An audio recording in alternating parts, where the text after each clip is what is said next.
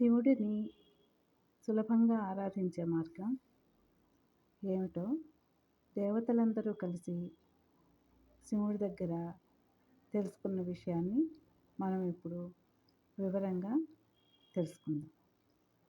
ఒకసారి దేవతలందరూ కలిసి శివుడి దగ్గరికి వెళ్ళి అడిగారు, స్వామి మిమ్మల్ని ఆరాధించాలి అంటారు, మిమ్మల్ని సులభంగా ఎలా ఆరాధించాలి అని అడిగారు. ఈ విషయం శివపురాణంలో ఉంది.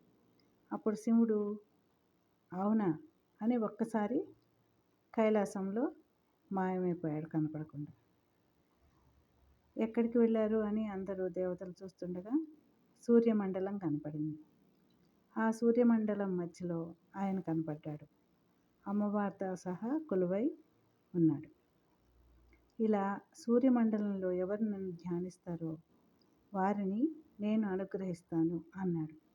ఇదే మాట పద్మపురాణంలో కూడా చెప్పబడింది. రోగాలు పోవాలంటే, ఆరోగ్యంగా ఉండాలంటే సూర్యమండలంలో శివుణ్ణి ఆరాధించమన్నాడు. దానికి ఒక శ్లోకం చెప్పబడింది. ఈ శ్లోకాన్ని స్వయంగా శివుడే చెప్పాడు. నమఃశివాయ సాంబాయ సగణాయ ఆదిహేతవే రుద్రాయ విష్ణవే తుభ్యం బ్రహ్మణే సూర్యమూర్తయే.